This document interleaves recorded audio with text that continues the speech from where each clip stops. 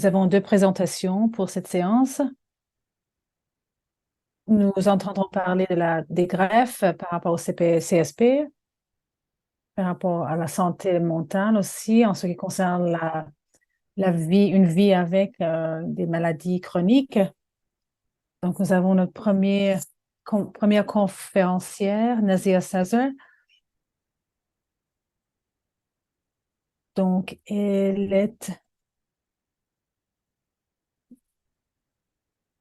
donc, euh, elle est aussi scientiste à l'Institut de la science médicale à Toronto. Dr. Seltner a été diplômé de l'école de médecine à Paris, en France. Elle a complété un doctorat à l'Université de Paris après 4 années de recherche auprès de l'Université de Duke et en Suisse. Elle s'intéresse au mécanisme de l'ischémie et par rapport aux blessures dans la foi. Donc, elle a reçu beaucoup de prix par rapport aux donneurs vivants, aux greffes par rapport aux donneurs vivants. Elle est la présidente élue de la Société de greffe de foie. Donc, nous sommes très contents d'être avec elle aujourd'hui, ce samedi.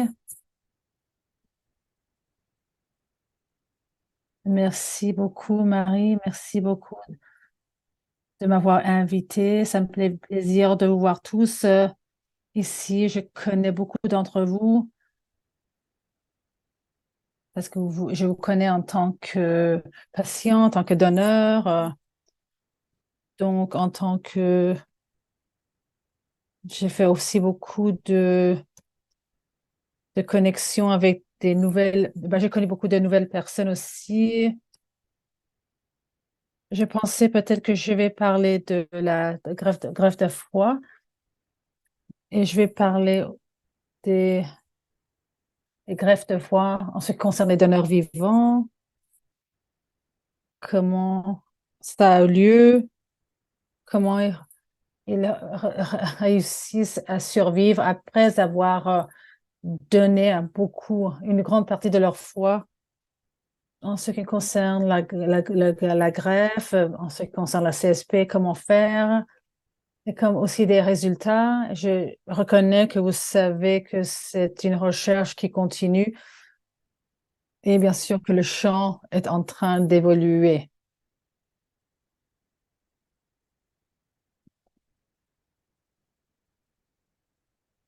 Donc, c'est la mauvaise journée, je crois, ouais, ouais.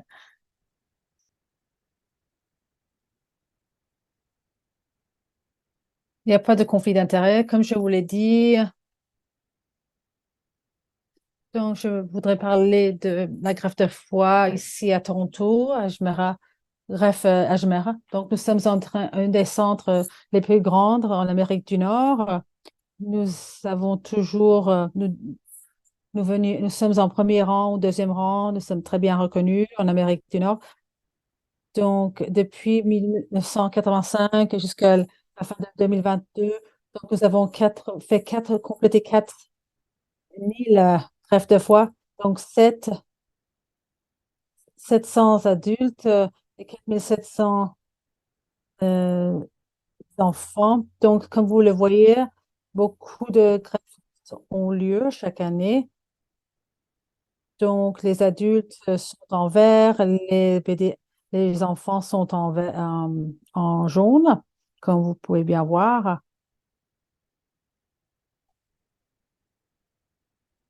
Donc, euh, donc je voulais aussi vous prêter attention au fait que nous faisons des greffes pour toutes sortes de maladies.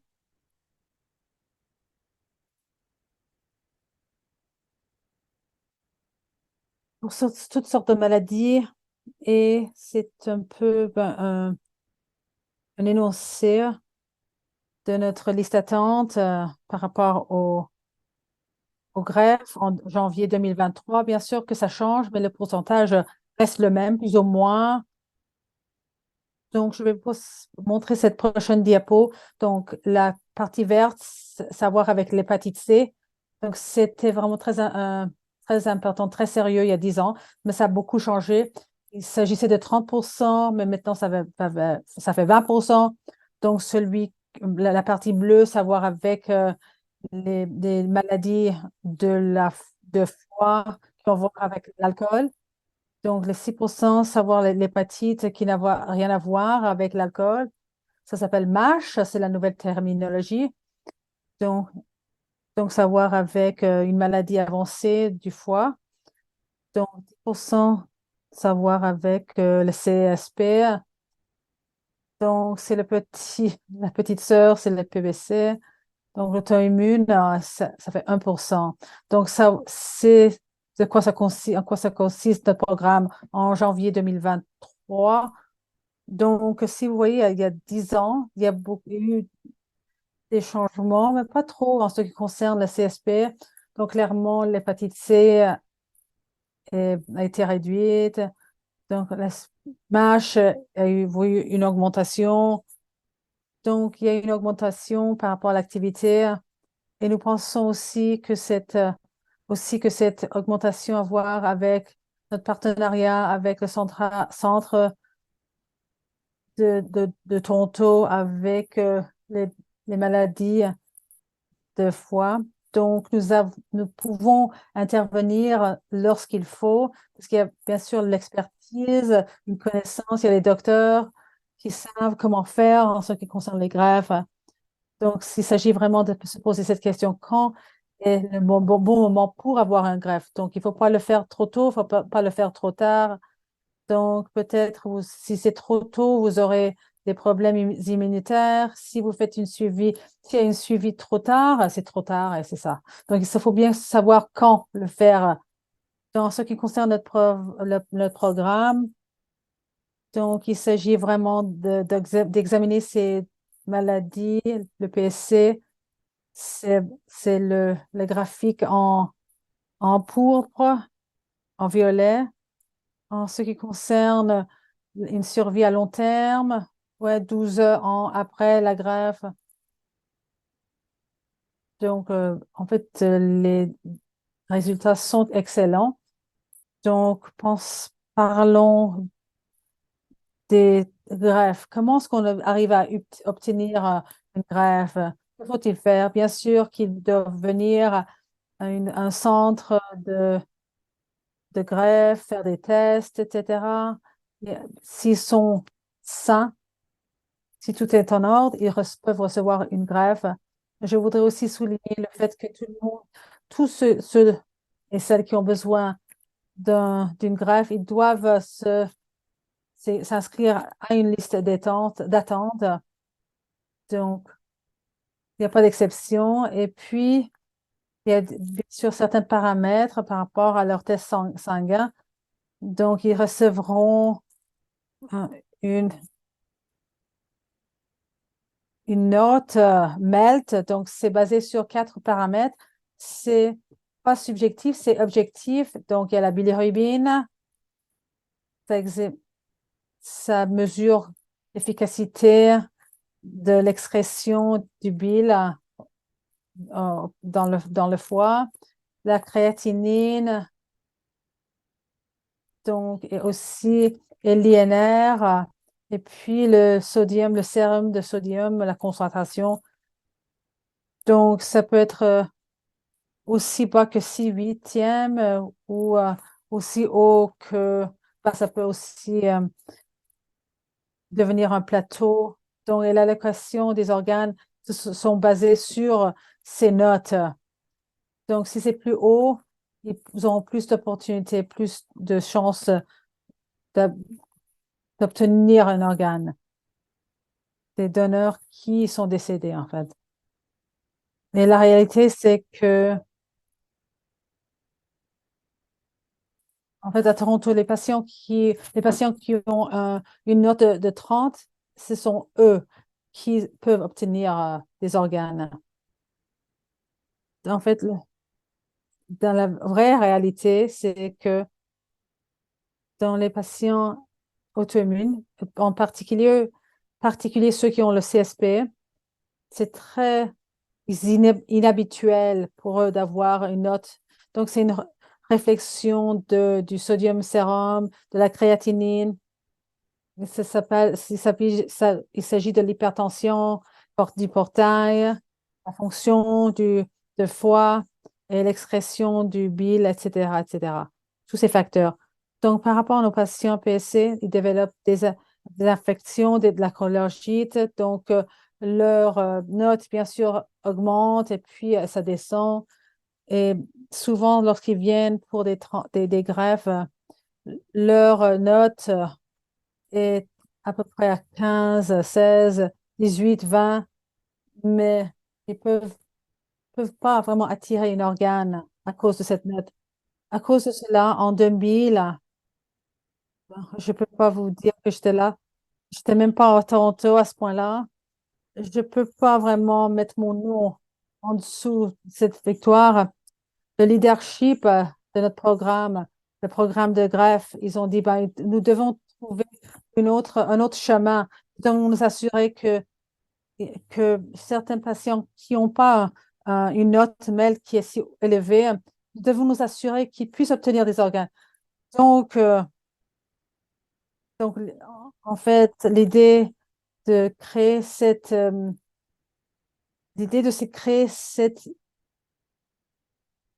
opportunité de donneurs vivants a commencé. Donc, ils sont allés en Corée.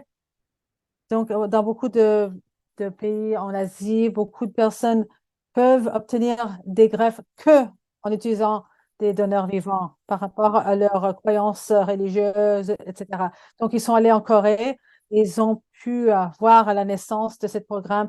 Je vais vous montrer des photos. Donc, comme ça, vous pourrez regarder ce qui s'est passé dans le passé. Donc, vous avez ce père dans cette fauteuil roulant. Il a été donneur pour sa fille et les trois mecs qui sont là debout, c'était les trois chirurgiens qui se sont occupés de ce cas, Dr. Brake, Dr. Shapiro, Dr. Cottrell. Donc, certains d'entre vous connaîtront certainement Dr. Cottrell.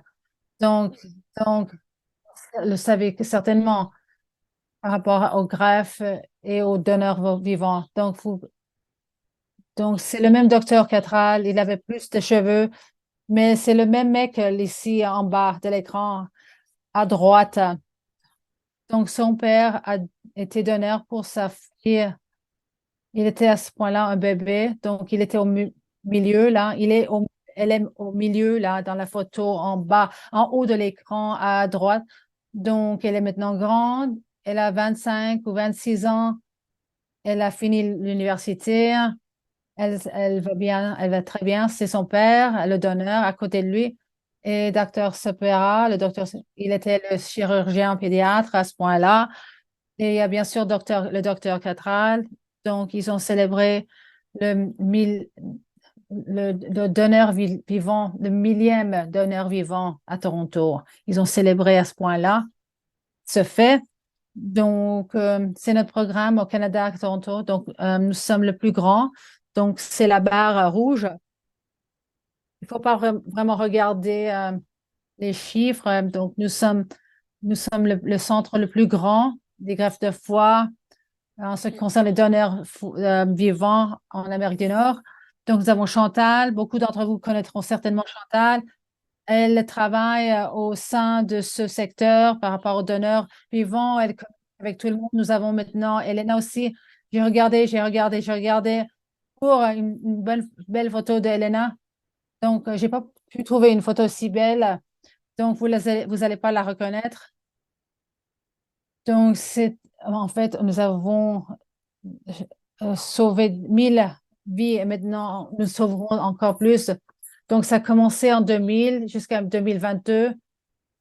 Donc, nous sommes à 1150. Donc, je pense que nous serons en 1200. Nous pourrons célébrer encore une fois, fêter ça encore une fois. Donc, vous pouvez voir comment le programme a vu, a augmenté. Donc, de 20 030, etc. Donc, faisons plus que 80 ou plus élevé que ça à Toronto en ce qui concerne les donneurs vivants. La philosophie en Toronto, donc, nous pensons que les donneurs vivants devraient être vivants et offrir à tous les récipients. Donc, ça réduit le risque de mort par rapport à ceux qui sont sur la liste d'attente. Et les résultats sont similaires à quelqu'un qui donnerait ses organes en tant que personne décédée. Donc, quels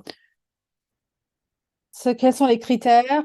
Pourrait être un critère, un donneur vivant, quelqu'un qui est entre 16 et 60 ans.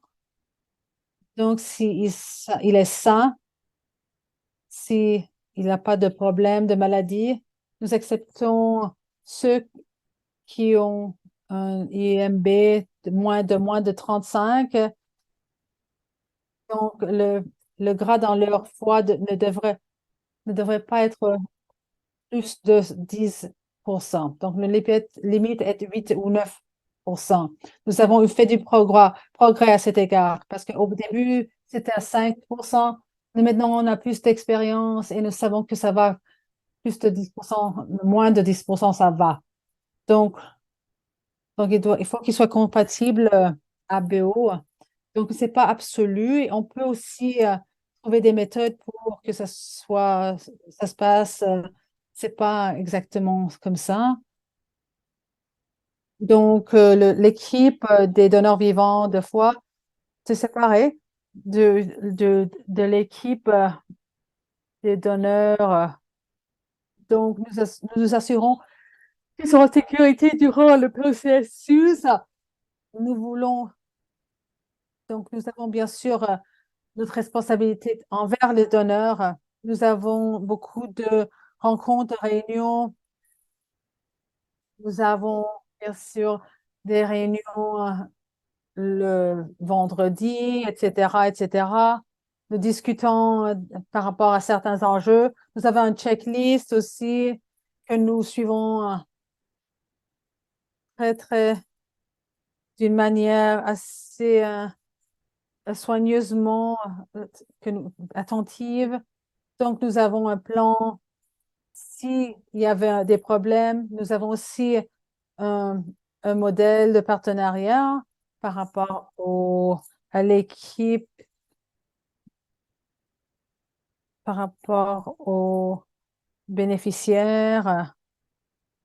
Donc, par rapport aux résultats, nous avons publié cela, c'est ce qu'on a fait il y a plusieurs ans.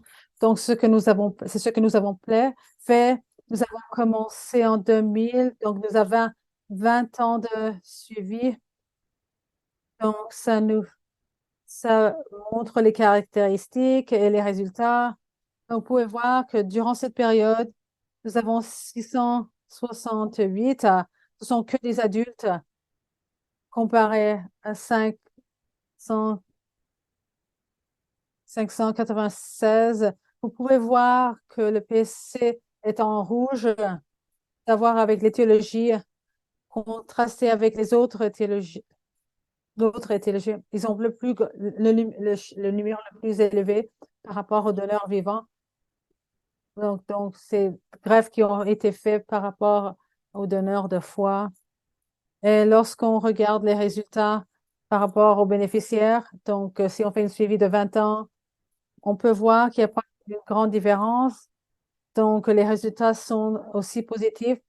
Donc, c'est un peu mieux par rapport aux donneurs vivants, les greffes fait par des donneurs vivants.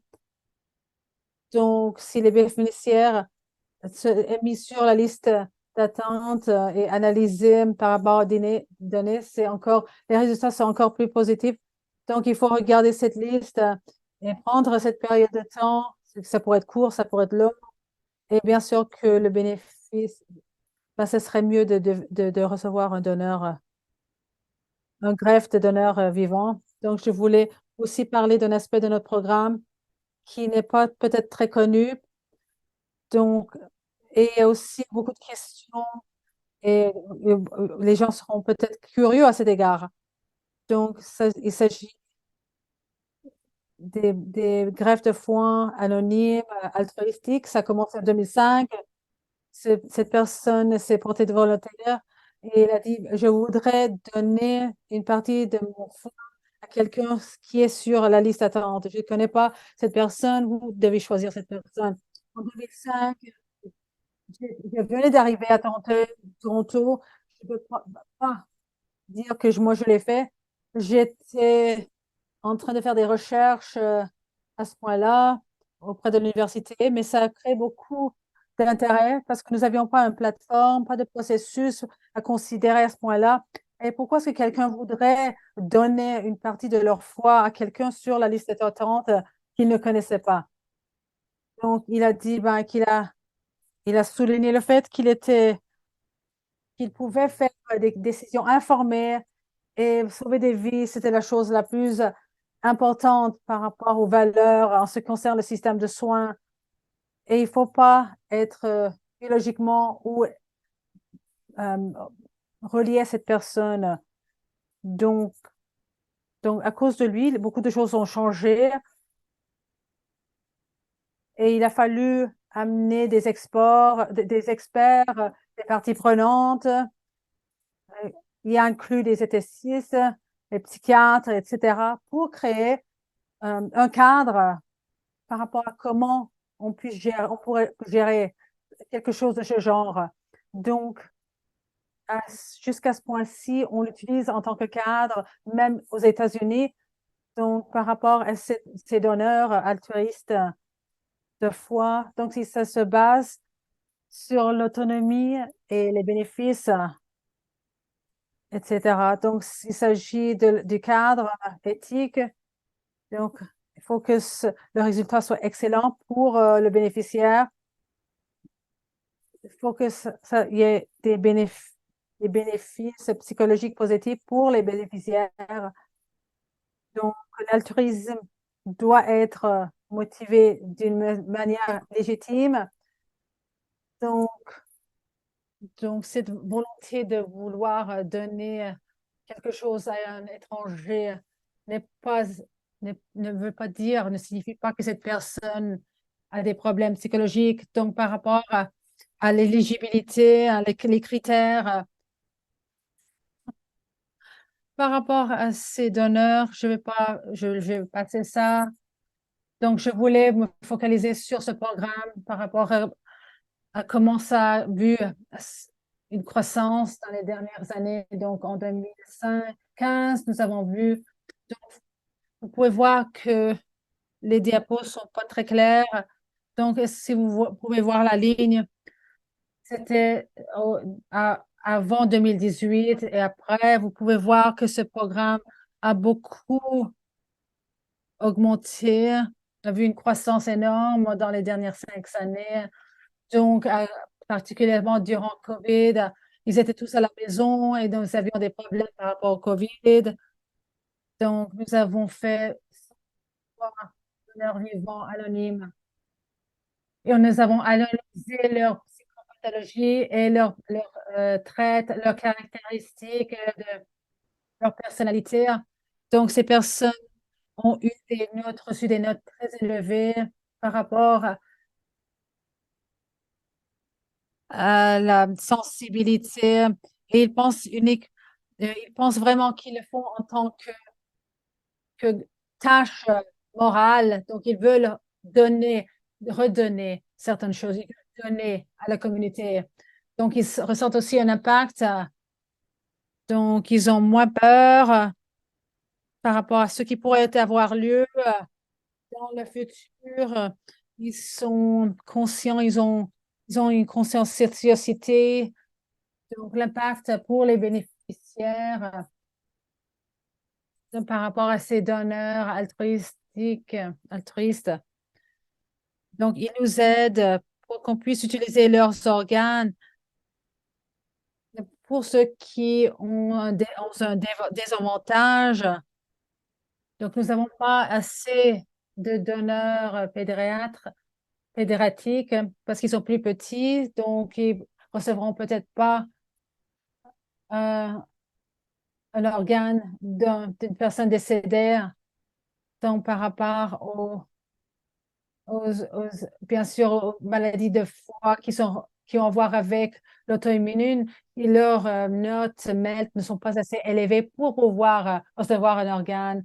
Donc, facilite aussi dans notre programme des échanges pairés. Donc, s'il y a de l'incompatibilité en ce qui concerne le donneur et le bénéficiaire, on peut faire un échange.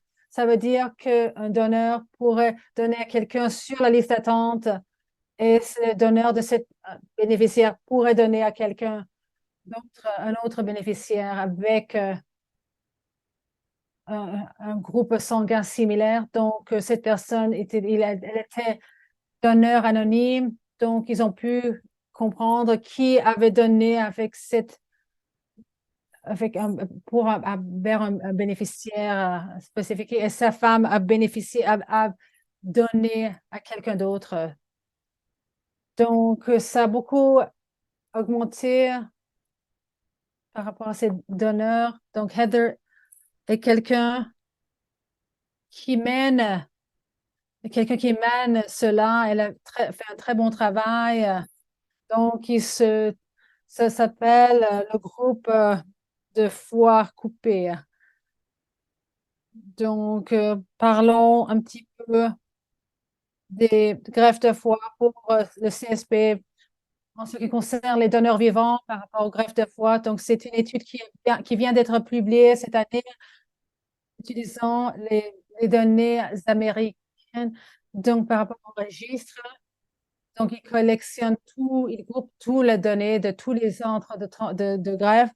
Donc, 5400 et 4, dans tous les centres et 14% de ces greffes ont été faites par voie de donneurs vivants. Donc, vous pouvez voir la différence entre le programme aux États-Unis et au Canada. Donc, c'est assez bas, en fait. C'est en train d'accroître aux États-Unis, mais ça veut dire qu'ils font très attention par rapport aux greffes euh, par des donneurs vivants. Donc, savoir donc, ça a été divisé par voie de leurs âges.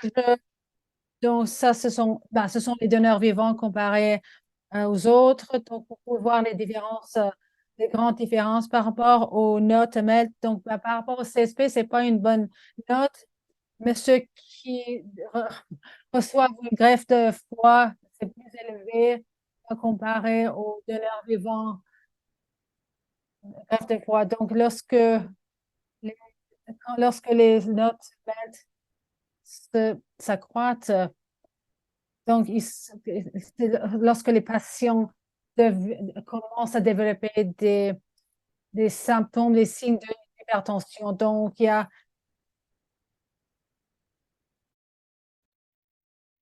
Les donateurs qui sont vivants sont en vert. Les autres sont en ligne avec les petits tirets, les pointillés. Vous remarquez que d'un côté, c'est 95% pour les vivants. Vous savez, je suis en train de le souligner, les données très bonnes qu'on voit avec les suivis.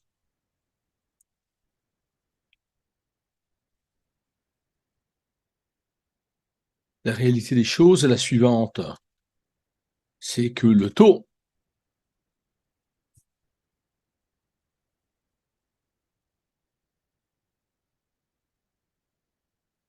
après 10 ans,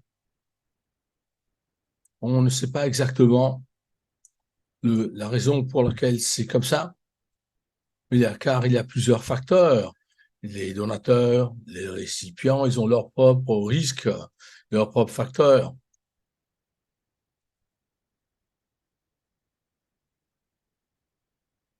Et donc, ça, c'est pas connu.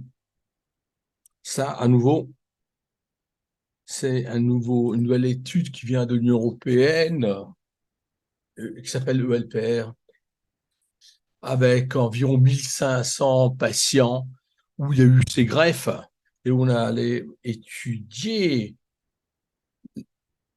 ce qui se passe lors des premières 5 années dans cette zone. Et Et comme vous le voyez, de 1 à 5, c'est dans la zone verte. Après, c'est de 5 à 8 et jusqu'à 10. Et vous allez remarquer que quand on regarde à 15 ans, on se retrouve avec un suivi qui est bien inférieur, environ 62%. Bien sûr, quelque chose qui a lieu plus tard. Il y a donc un écart entre les personnes où on ne sait pas tout ce qui s'est passé. Et dans le cas de 75% des cas, on arrive à jusqu'à 10 ans de suivi. Quand on regarde maintenant ce qui s'est passé il y a quelques années, il y avait une étude japonaise qui avait créé une certaine rumeur ou de la poussière sur maintenant l'impact de la greffe venant des vivants, car il y avait des données qui indiquaient que si vous avez maintenant un problème de premier degré, on se retrouve avec un foie qui est pire.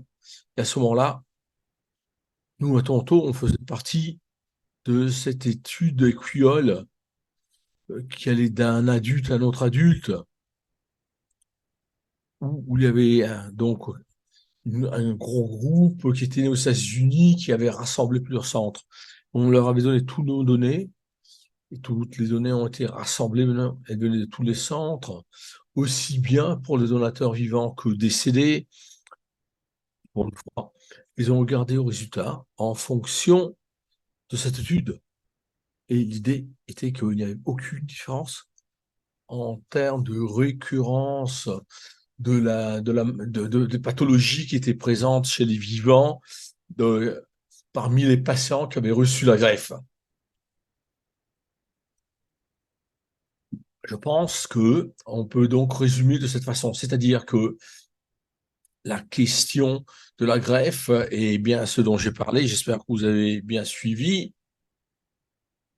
Et on a aussi réduit le nombre de décès des gens alors qu'ils attendaient une greffe, alors que c'est fait dans les centres de gros volume, il n'y a pas de gros problèmes là-bas.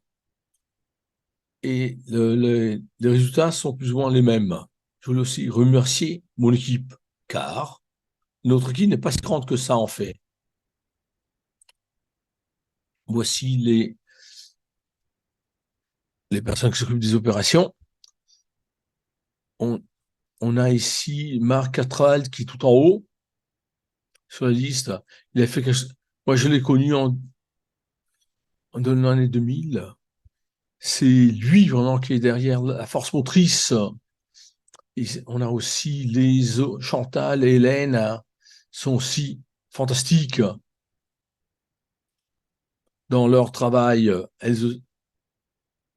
en s'assurant que le programme marche, que tout marche en fait. Merci.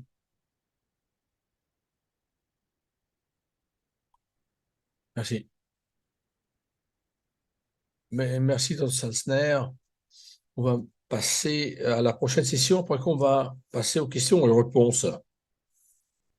Le docteur Sahara Aola Kohut, qui est psychologue et clinicien-chercheur de la santé auprès de l'Alliance psychiatrie médicale de l'hôpital pédiatrique et professeur adjoint à l'Université de Toronto.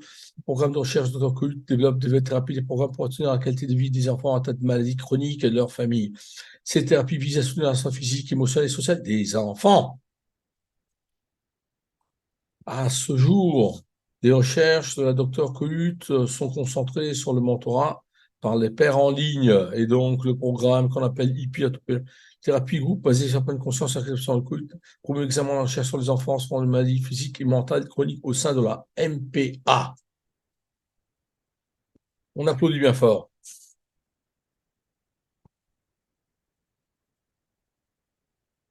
Est-ce que c'est moi qui me dois occuper des diapositives? C'est lequel des boutons que je dois utiliser? Bien. Je vais essayer de voir si ça marche.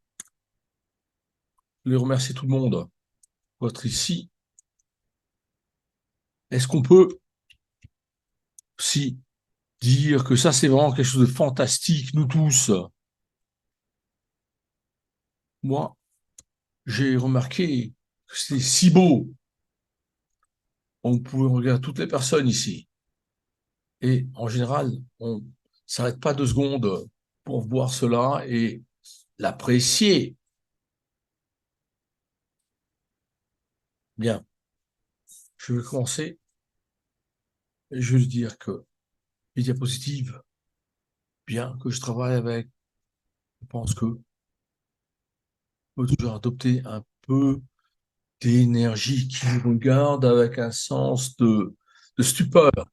C'est pour ça que se passe-t-il ici? Pour survivre, on a besoin du cerveau. Je lui dis, je suis optimiste, que nous, si vous n'êtes pas content, ça ne veut pas dire que ça va mal avec vous, car en général, nous, on essaie toujours que d'être en sécurité.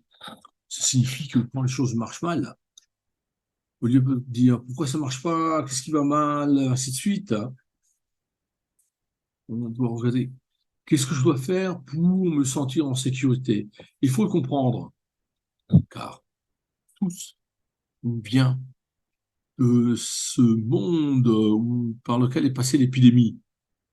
Et le fait qu'on était à côté de quelqu'un d'autre était quelque chose qui constituait un danger. Je dis aussi que tout, à le moment que quelqu'un reçoit ce diagnostic qu'ils ont vivent avec une maladie chronique, et c'est comme si on était investi par quelque chose. Donc, je le dis de façon telle que les gens maintenant ne vont pas s'auto-flageller, car on doit regarder qu'est-ce que ça veut dire que de vivre sans danger. Bien sûr, en tant qu'être humain, on ne serait pas tout seul. Mais ces gens qui veulent être tout seuls, ces érémites, ils ne vont pas durer. Et quand tu as des problèmes, de la fatigue, de la douleur et autres, ça aide que d'avoir quelqu'un autour de soi. Il faut maintenant le comprendre et comprendre aussi que, que on doit regarder à cette question de que ça veut dire que d'être en sécurité. C'est pas qu'il y a une seule façon de faire les choses. C'est en fait que comment est-ce qu'on regarde aux choses de façon telle que ça a du bon sens pour vous. Donc se relaxer, se décontracter. Ah, moi je vais là, je rentre dans la baignoire, je reste là-dedans. Non. Moi je sors, je vais aller faire une promenade, je vais marcher dans la forêt. D'autres personnes. Ce que je veux dire, c'est que moi, j'ai je suis quelqu'un qui aime beaucoup la question de la contemplation. Et cette question, et bien sûr, on peut être là, on pense, on pense, on pense. C'est fantastique, c'est vraiment fantastique. Mais qui a le temps pour le faire? Je suis vraiment content pour les gens qui ont le temps de le faire. Vous savez, ouais. Mais moi, c'est pas facile, j'ai pas ce temps-là. Donc pour moi, cette contemplation, et comment est-ce que je peux intégrer en ce que je fais de toute façon la contemplation? Et donc moi, je regarde par exemple quand je mange. Quand vous mangez, est-ce que vous êtes en train de penser à ceci? C'est-à-dire, moi, j'aime le café. J'aime pas le matin. Donc le matin, j'ai un peu de temps de façon à ce que je puisse aimer le café, que je suis là, et que c'est pas seulement du café, c'est aussi le soleil, les rayons du soleil et tout. Et moi, je suis pas quelqu'un qui sait comment on fait pousser les choses. C'est pas moi. Non, je suis là, je fais mon café et je fais ci que, même si c'est seulement la toute première gorgée, je veux maintenant prendre ce café en moi. De même, quand je mange, peut-être, je veux pas avoir la télé ou le téléphone à côté de moi. Et quand je mange, je veux faire attention à ce qu'il y a dans le palais. Et donc, la fourchette n'a rien. Ne préparez pas la prochaine fourchette. Comment est-ce que je fais donc les choses? Surtout si je suis au travail. Si j'ai 3 minutes, c'est 3 minutes et j'ai mis le réveil. Donc, pensez à combien de temps vous avez, mettez le réveil. Et à ce moment-là, vous allez goûter ces 3 minutes. Et, et si le réveil sonne, eh ben, il sonne, je finis tout de suite, j'avale ce que j'ai dans la bouche et puis je passe au travail. C'est pour ça que je dis aux gens que il y a pas mal de gens qui pensent et essaient de voir comment ils peuvent intégrer cette contemplation dans la vie. Et maintenant, ce lien social, c'est ça. C'est ce qu'on a ici, hic et nunc, ici et maintenant. Il faut comprendre que pour les gens qui ont cette batterie sociale, c'est que maintenant, on fait ci qu'on peut vivre. Et pour les gens qui sont un peu d'anxiété, peut-être c'est mieux que de le faire en ligne. Et maintenant, les sensations. J'aime les sensations. Je ne peux pas dire qu'il y en a un qui s'améliore que l'autre. Et maintenant, vous devez penser à comment vous vous reliez à vos sentiments. Et ça, c'est si vous êtes la personne qui vraiment peut-être dans cet espace et respirer et établir un rapport tel que peut-être vous avez besoin d'un film, peut-être ça peut être un film qui va vous terrifier, quelque chose qui va vous donner une expérience de façon telle que par la suite, vous allez vous sentir plus en sécurité et en vue de ce qui peut se passer. Peut-être c'est ça qui va vous donner l'espace dont vous avez besoin. On le sent, on passe par ça.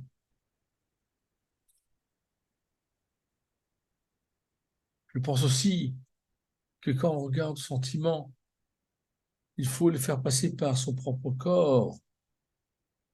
Ça peut être à travers la méditation, mais il faut aussi regarder, et j'aime pas ce mot ça, de l'accepter. C'est comme si on jetait l'éponge.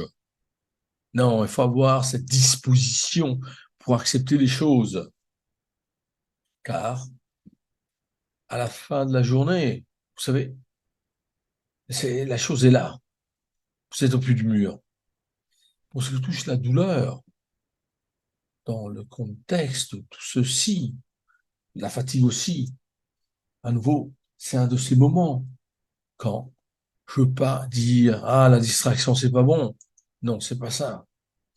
Il faut savoir quand on peut se permettre de la distraction et à quoi ça ressemble que de penser à quelque chose de bon, de prendre soin de soi-même, par exemple. À nouveau, il n'y a pas de bonne réponse et de mauvaise réponse en fait. Bon, peut-être j'ai fait ça trop vite.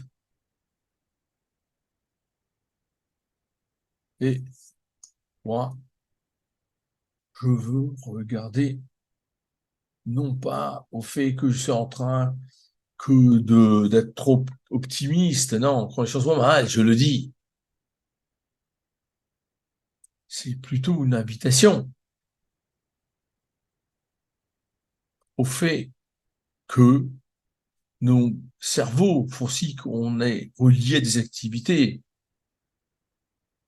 pas seulement lors de la dernière semaine. On fait si que, notre cerveau fait si que, on remarque les choses. Et quand on regarde à ça, on n'a pas assez de temps. Il n'y a pas assez de temps pour comprendre ce qui va se passer. Et donc, qu'est-ce qui est la bonne chose à faire? Il faut donc remarquer quelle est cette activité négative. Il faut regarder à ces liens pour regarder aussi quels sont les préjugés. Et moi, j'aime le mot quand on aime. Si maintenant, par exemple, il y a un livre, peut-être c'est quelque chose d'amusant, du TikTok ou autre, et même, il faut y penser, pensons-y. Moi aussi, je suis quelqu'un qui est toujours contente de ce qui se passe. Et je dis toujours à mes enfants, je vous dis que surtout quand j'étais plus jeune, c'était pas facile. Je disais toujours, et parfois c'est ridicule ce que mes enfants me disaient quand t'es reconnaissant envers quoi? Et puis ils me faisaient des signes atroces. Comment est-ce qu'on travaille avec cela? Qu'est-ce qu'on peut faire? Moi, à chaque fois que je regarde à ce que dit et qui est bien, parfois on l'oublie et on pense toujours à ce qui va se passer après. Or, pour moi, il faut être reconnaissant envers ce qui a été fait et dit. Pensez-y.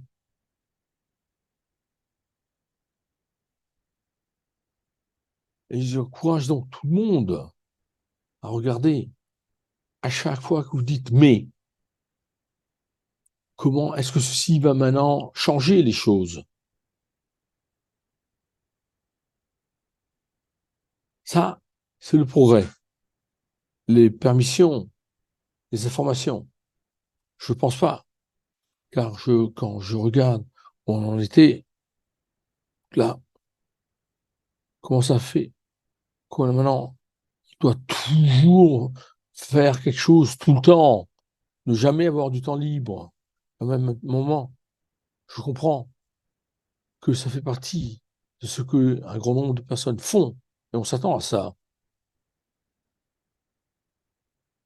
Et puis, les gars, vous avez le droit de prendre une seconde de repos, prendre un peu de temps.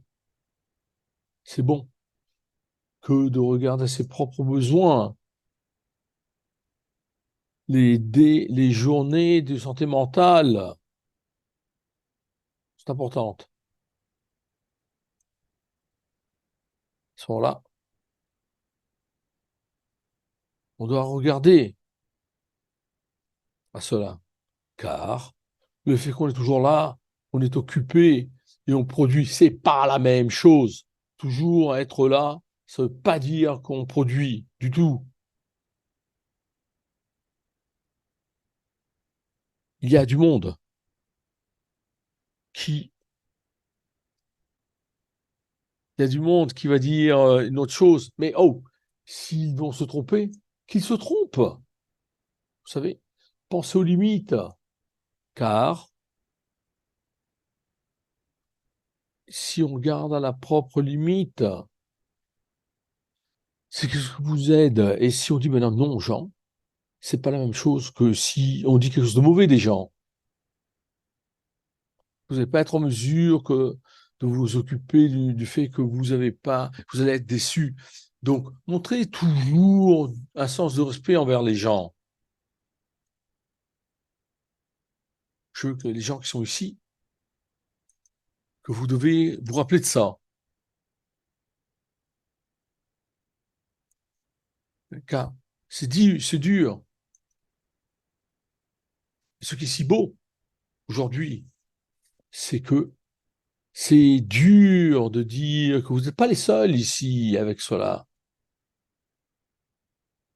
Quand les choses se font difficiles, il faut comprendre ce que c'est. Vous n'êtes pas seul. Vous allez maintenant établir les choses de façon telle que ça va vous aider plutôt que de regarder. Ah, qu'est-ce que ça veut dire que d'être un dieu? Et, et bien sûr, à la fin de la journée, elle finit comme elle finit. C'est comme ça que ça marche. Car c'est toujours dur. C'est toujours pas facile, c'est pas juste. ça rend les choses plus compliquées. Vous devez être là à faire davantage de choses de ce point de vue. Et parfois, on fait aussi des mauvaises choses qui ont certaines retombées. J'ai donc une proposition à vous faire. J'aime cela beaucoup. Et souvent, je le propose à plusieurs personnes avec qui je travaille. Et c'est toujours de dire aux gens, et les gens demandent, qu'est-ce que vous en pensez? Qu'est-ce qui définit en fait le succès? Vous pouvez maintenant manger, bien vous occuper de vous-même, et pour tout faire.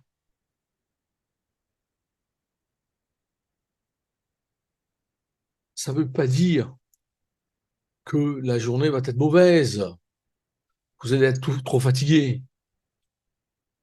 À quoi est-ce qu'on pense? C'est une question d'absence de pathologie, que se dire que d'être en santé. Pensez aux gens que vous aimez. Est-ce qu'on ne pourrait pas s'ouvrir et se demander qu'est-ce qui est important? Pourquoi on devrait maintenant manifester au sujet d'une chose? Laquelle? C'est ça qui est important. Et je ne peux pas vous dire que ça rend les choses plus simples. Vous savez, souvent, et c'est l'exemple que je dis tout le temps, vous savez, je suis en train de choisir ici. C'est que, qu'est-ce que ça signifie? C'est que vous êtes au côté dans le chalet, il y a ma fille qui est habillée et ne veut pas aller dans l'eau. Et son frère va dans l'eau, mais elle ne veut pas y aller. Vous savez, et on a toujours essayé de l'encourager, mais à un certain moment, moi, j'ai rien fait. Après quoi, j'ai entendu, salut, bon, on y va ensemble, toi qui crains cette eau et moi-même.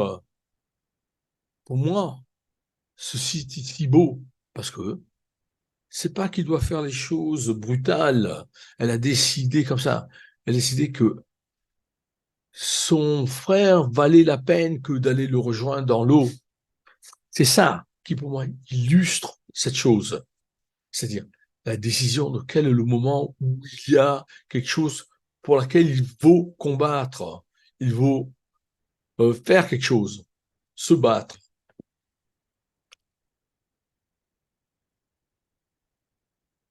Considérez maintenant, qu'est-ce que vous feriez si vous avez du mal, si vous devez faire front à un certain problème, qu'est-ce que vous allez faire? Ou peut-être vous vous en foutez carrément. Pourquoi? Mais ça vous donne une idée sur quelles sont les choses qui sont importantes. Et je pose les questions, c'est la question, genre, qu'est-ce qui est important pour vous, la famille, mes amis? Et alors que j'y pense, je veux regarder, et comment est-ce que je veux m'en occuper au niveau de la famille, ou au travail, ou quand il y a un sport.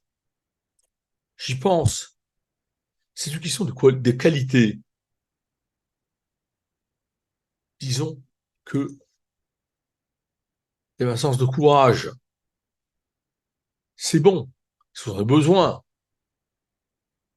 Peut-être vous allez aller dans l'eau et il y a les requins et vous êtes avec eux. Bon, parfait, vous voulez le faire, allez-y.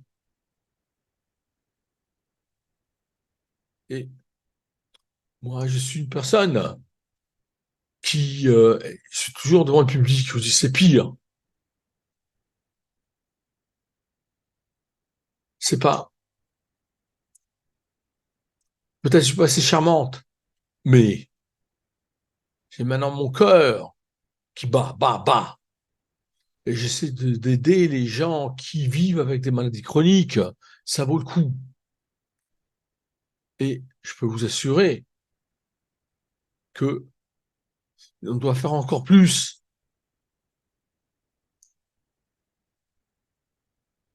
On peut aussi regarder à quelles sont les décisions à prendre. Vous savez, dans la plus grande partie des cas, c'est tout dépend de ce qui se passe. Et il faut donc comprendre qu'est-ce qu'il faut faire.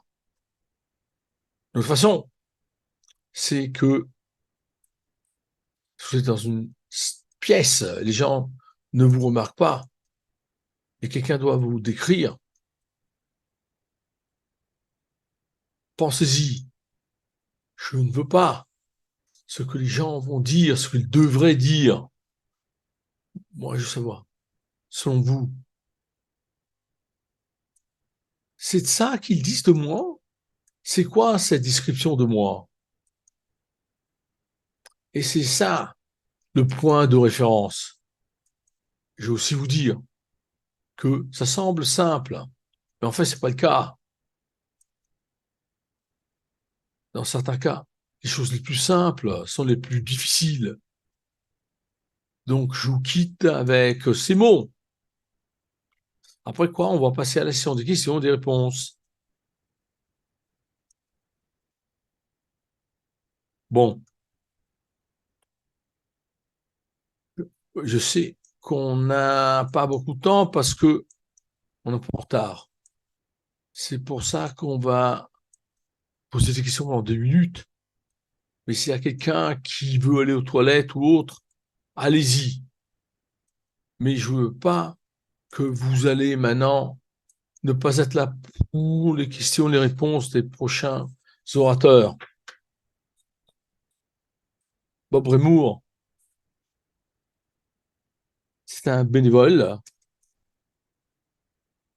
Il a pas mal d'expérience, hein, car il a fait ça en 2018. Mais sa fille a été, on a vu qu'elle souffrait de CSP justement juste après, et c'est son frère qui était le donateur des organes, des tissus, pardon.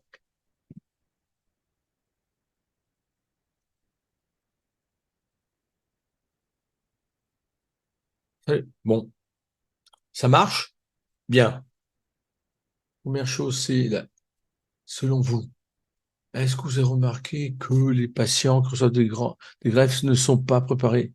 Par exemple, les questions émotives, la douleur ou autre. Ouais, tout à fait. C'est une très bonne question. Et je crois fermement qu'il y a des choses qu'en général, qu'on a du mal à expliquer. Ça, c'est clair, c'est sûr et certain.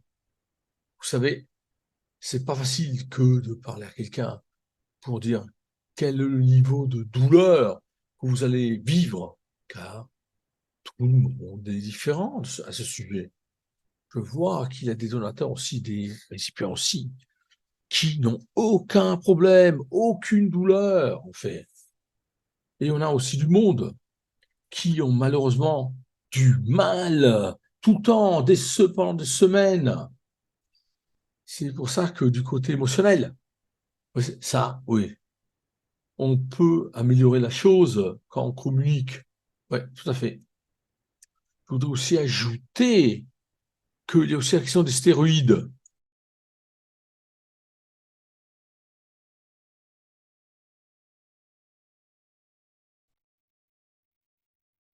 Pardon. Oui, pour les stéroïdes, il faut qu'ils utilisent. C'est quelque chose.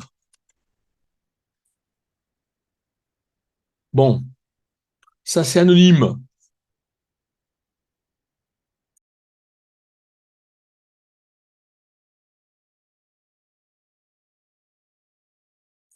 Ça c'est pour qui ça?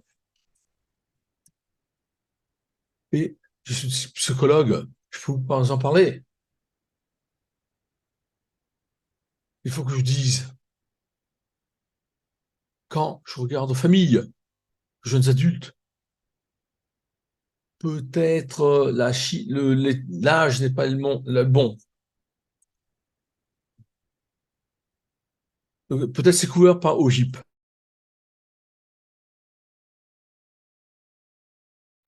c'est probablement savoir avec le GTA, mais j'ai l'impression qu'ils vont essayer, mais j'ai essayé de les contacter, même les appeler et dire, ben, on fait quoi nous? Le reste le restant des personnes, ils font quoi? Par rapport à la recherche, il s'agit vraiment de savoir, rien à voir avec un psychologue dans le secteur des soins. Donc, il s'agit vraiment d'avoir de l'expérience et d'avoir travaillé avec des personnes qui ont des maladies chroniques. Donc, je vais aller. Donc, est-ce que le centre de greffe Toronto euh, soutient tous les bénéficiaires des greffes à partout dans le Canada ou uniquement au Toronto? Donc, le centre de greffe à Toronto soutient les bénéficiaires en Ontario. Mais tous les provinces, pas toutes les provinces offrent cette possibilité, cette opportunité de recevoir des organes de la part de donneurs vivants. Donc, si quelqu'un a un donneur vivant et s'il peut recevoir une greffe par rapport à ce qui est accepté dans notre programme, oui, on l'accepte. Mais en ce qui concerne les greffes en général, ça soutient uniquement les patients ici en Ontario, parce que toutes les provinces ont leur propre programme de greffe. Est-ce qu'il y a des ressources pour ceux qui ont besoin de soutien en ce qui concerne la santé mentale? Honnêtement, je vous conseillerais d'aller chez votre médecin de famille parce qu'ils ont peut-être une connaissance plus approfondie de ce qui est disponible. Il y a certaines choses qui ont été organisées par rapport à COVID. Donc, je suis en train d'y penser. Là, je pense que c'est l'association des psychologiques de l'Ontario. Je pourrais regarder et voir comment ça fait. Donc, oui, en fait, je suis psychologue et je ne connais même pas la réponse parce que c'est si compliqué que ça. Il y avait des programmes de CBC qui étaient disponibles et je pense qu'ils ont été,